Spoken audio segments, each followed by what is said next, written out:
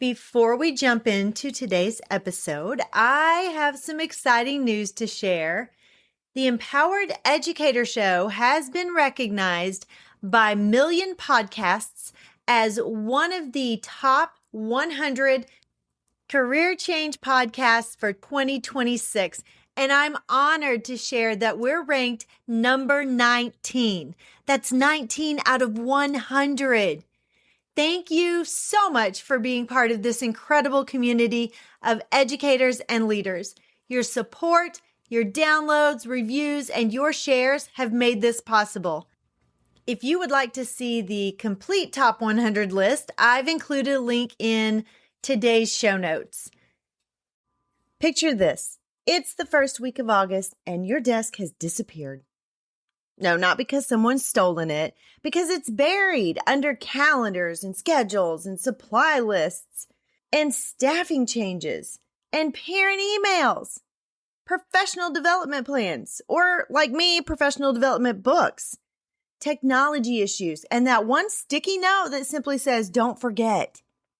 Forget what? You can't remember. Here's what I've learned after years in school leadership. The principal who feels the most overwhelmed in August usually isn't the one with the most to do. They're the ones who haven't decided what deserves their attention first. Because here's the reality. If I handed you another 50 things to add to your back to school checklist, and mine seems to be growing, you could probably find room for them. That's what principals do. We just keep adding to the list. But it's not about having a really long checklist, and it's not about checking all of those things off of your list. It's about knowing which of these things will actually make the other things easier. And that's really the difference between spending September reacting to problems and spending September leading your school with confidence. So today, I want you to stop chasing every task and start focusing on the priorities that create momentum. If you get these 10 things right before students walk through the doors, you're going to set the tone for the entire school year. Let's get started. The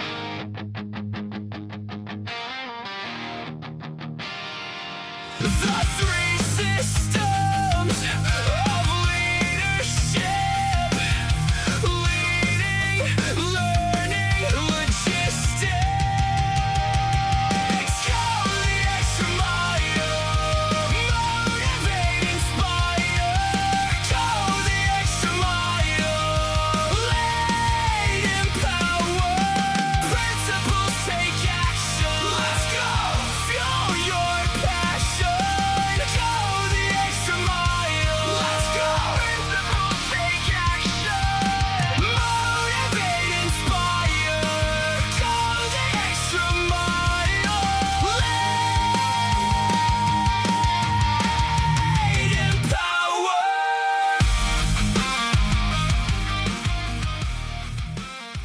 Welcome back to the Empowered Educator Show. I'm your host, Dr. Mel.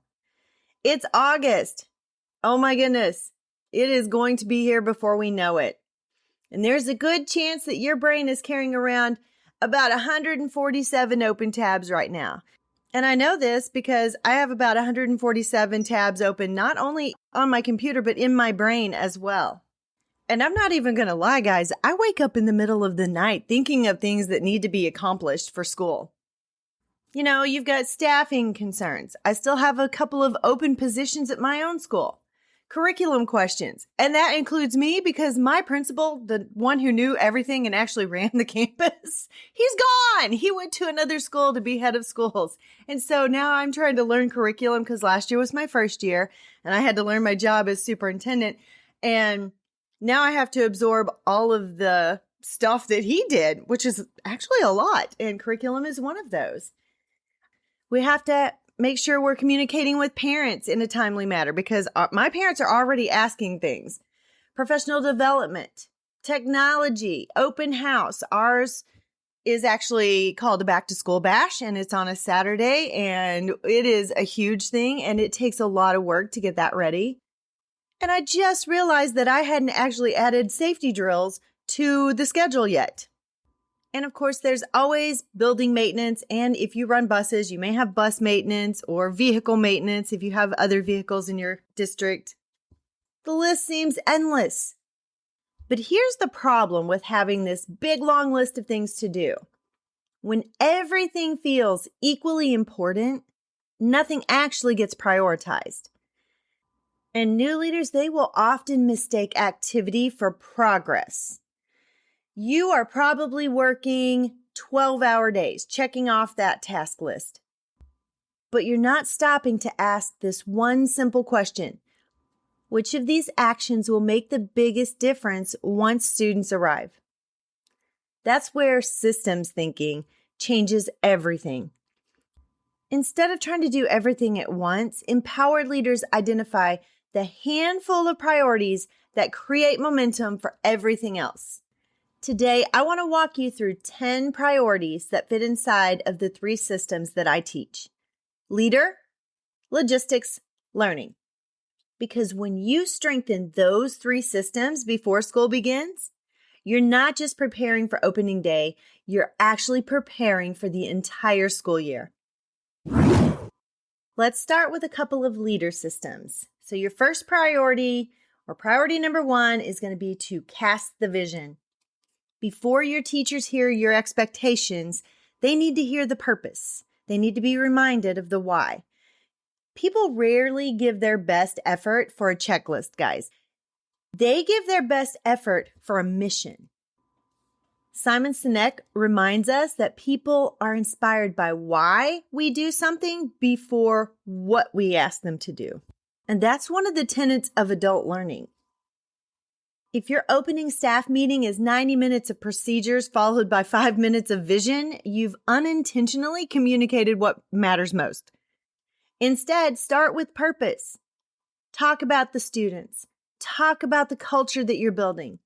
Talk about what success is going to look like in June, not just August and September. When I was a principal for the first time, we had a theme that school year.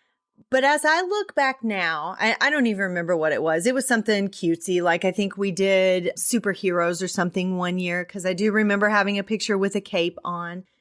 But that theme as a superhero did not actually do anything. It didn't really move the needle forward. It was just cute. We all had shirts and things like that.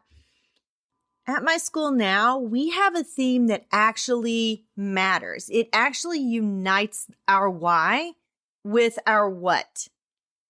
Our theme this year, and of course we're a Christian school, so it's Bible-based. It is Esther 4:14. For such a time as this is our overarching phrase, but our tagline is be bold, be faithful, be ready, because it actually matters to our vision and what we're trying to accomplish through our new profile of a graduate that we created last year, and to the work we're trying to do with our students and create leaders, and also the work that I'm trying to do in creating leaders with my teachers. So have that theme, guys. Create a school theme, because it is awesome when you are able to have everything based around that theme. Just make sure that that theme is actually something that ties all your work this year to your vision. Priority number 2, meet individually with every teacher. Here's something that I wish that every new leader understood. Relationships are built before they're needed. If your first meaningful conversation with teachers, especially if you are new to a district and you don't know everybody, if that first conversation happens after a problem develops, you're already behind. Use these meetings to ask questions. What excites you this year? What worries you? How can I best support you? What does success look like for you? Leaders, the goal isn't evaluation, it's understanding. Research from Gallup consistently shows that employees who feel that their managers care about them as people are significantly more engaged at work. That principle absolutely applies in schools, where relationships drive commitment and performance. I just had everybody get on my calendar last year. I created a link so they could just jump on my calendar and they could schedule a time to speak with me last year before school started. And I'm getting ready to do that again so that they can come in during teacher in-service week when we have time for them scheduled in their classrooms, but they can pop into my office and they can talk to me about different things. Google Calendar is a wonderful tool that will take that scheduling right off of your plate, and they can just jump right on there. You can set your calendar where you have certain times that they can use to meet with you, and you can send that out and let them schedule their own time. I keep my link right below my signature line on my email. And the third priority is to build your communication system. Confusion creates anxiety, but predictability builds trust. Before school begins, decide how you're going to communicate. Things like weekly newsletters, staff updates, parent communication, emergency messages. Don't leave communication to chance, guys. We know that is so important. That was one of the biggest pieces of feedback from our teacher and parent surveys and focus groups last year. Create rhythms that your staff and your families can depend on. Now let's move into your logistics systems. So priority number 4 is to finalize staffing and responsibilities. One of the quickest ways to create frustration is role ambiguity. Every teacher should know what's expected. Every paraprofessional should know their responsibilities. Every office staff member should understand who owns what. And that's something that we worked on last year because roles had switched. We lost some staff, so people absorbed some duties. And I noticed that people were doing things that didn't make sense. So I took a day during one of our leadership meetings and I hung a piece of anchor chart paper on the wall for each person. And I just had them list every single duty that they could think of that they owned right at that moment. And then we realized that certain people should own different things. So then it was easier to shift those duties to the right person. Jim Collins writes that great organizations begin by getting the right people in the right seats. That's true in schools too. Don't assume that your people know. You have to clarify. Priority number 5, master the calendar. The calendar tells your staff what you value. If every square is filled with meetings, you've communicated that meetings matter the most. If instructional walkthroughs are blocked on your calendar first, you've communicated that classrooms matter most.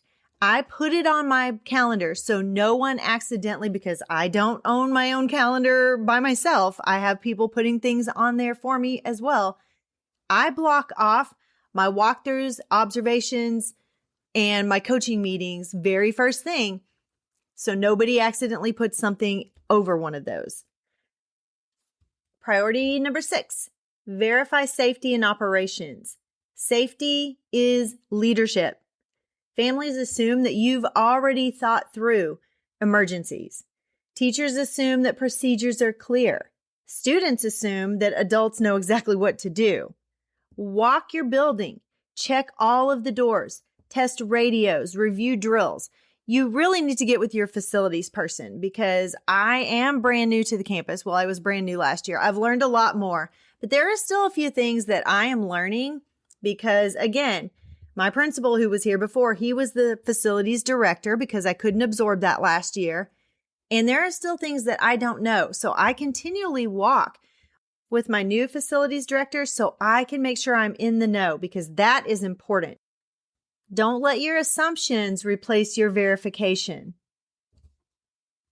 According to the Wallace Foundation, principals who intentionally develop strong organizational systems create conditions that actually allow teachers to focus much more fully on their instruction.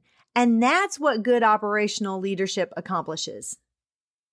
Priority number 7 is to make sure that technology is ready before it becomes a problem. Nothing destroys that first week momentum faster than technology surprises.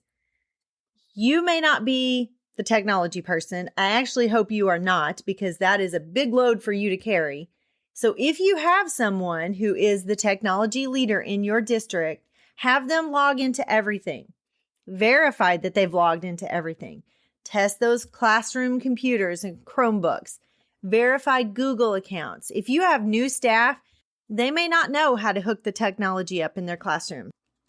Pop into those classrooms where you're going to have new teachers and make sure that the technology is put together and that everything is working so those teachers don't stress over that one little thing.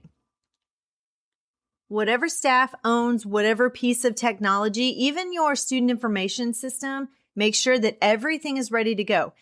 It may not be your job to do the actual work, but it is your job to verify that the actual work is being done.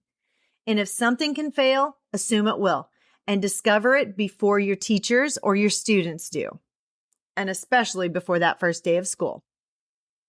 The last system is learning. Priority number 8, ensure curriculum readiness. Your teachers should spend the first week teaching, not hunting for materials. Verify the curriculum is in the classrooms, especially if you've moved classrooms, because we've actually moved some things around. We've actually flipped sides of the building for our 4th and 5th with our K1 and 2. And I wanted to order some things the other day. And so I was looking in those classrooms and I couldn't actually find the curriculum. So I needed to make sure that the curriculum was where it needed to be for the teacher that needed it. And don't forget that your new teachers, if they are brand new to teaching, may not know how to use the curriculum correctly. That can be part of your teacher orientation for your new staff, but it can also be something that their buddy teacher helps them with as the year goes along. Review pacing guides with everyone. Confirm standards alignment. Make sure that everyone has what they need before students arrive. Preparation creates instructional confidence. Priority number 9, clarify instructional expectations. Don't assume that teachers know what great instruction looks like in your building. You have to define it. What should every classroom include? How should learning objectives be posted? How will assessments be used? What does student engagement look like in your mind? Clarity is going to eliminate the guesswork for your teachers. And just remember that they had someone telling them last year, before you came, maybe a different mental model than what you have. So make sure that you communicate your mental model. And don't just go in all gung-ho and say, oh, I want you guys to change all of this stuff. Your teachers probably are good teachers already, and they're probably already doing much of the stuff in some fashion already. Don't go in all guns a-blazing. Make sure that you communicate your vision, but also listen to your teachers. This is a place where you can ask some of those questions when you have that conversation with your teachers before school starts. John Hattie's research reminds us that clarity, both teacher clarity and instructional feedback, has one of the strongest influences on student achievement. We made it to priority 10, guys. Build your coaching system. Walkthroughs shouldn't feel like inspections. They should feel like support. You are not the fire marshal. You are the building leader. So take some time and decide what you're going to look for, how often you're going to visit classrooms, how quickly that you're going to provide feedback. And trust me, it needs to be very quick. Michael Fullen reminds school leaders that improvement happens through continuous learning, not isolated evaluation. The best principals coach every week, not just during evaluation season. By wisdom, a house is built, and through understanding, it is established. Through knowledge, its rooms are filled with rare and beautiful treasures. A school isn't built simply by opening the doors. It's built through intentional leadership, through planning, and wise systems that allow your people to flourish. As principals, we're not just preparing classrooms. We're creating an environment where students and teachers can grow into who God called them to be. Let's recap those 10 priorities. Priority 1, cast the vision. Priority 2, meet individually with every teacher, maybe even every staff member. Priority 3, build your communication system. Priority 4, finalize staffing and responsibilities. Priority 5, master the calendar. Priority 6, verify safety and operations. Priority 7, prepare technology before it becomes a problem, or verify technology before it becomes a problem. Priority 8, ensure that the curriculum is ready and in the right classrooms. Priority 9, clarify instructional expectations. And priority 10, build your coaching system. Most principals think that August is about finishing a checklist, but the principals who thrive understand something different. They're not just completing tasks. They're creating alignment. They're building systems that help people succeed after the excitement of the first day has faded. If you invest your time in these top 10 priorities, strengthening yourself as a leader first, then building dependable logistics systems, and then creating strong instructional practices, you're going to walk into this school year with far more than a completed checklist. You're going to walk in with confidence, because confidence doesn't come from having everything perfect. It comes from knowing that you've built the right foundation. Here's your Power Surge statement. Empowered leaders don't win the school year by checking every box. They win by building the systems that make every box easier to manage. Before you move on to the next item on your to-do list, choose just one of these 10 priorities and take that first step today. Small, intentional actions now will save countless hours once your students arrive. If this episode encouraged you, share it with a new principal or leadership teammate who could use just a little clarity before the school year begins. And if you haven't already, hit that subscribe button and maybe leave a review to help a girl out, because your reviews help get my show in front of more people. And that helps more school leaders discover the practical strategies to lead with clarity, confidence, and purpose. Have an amazing weekend. I will see you back here next week. Bye-bye.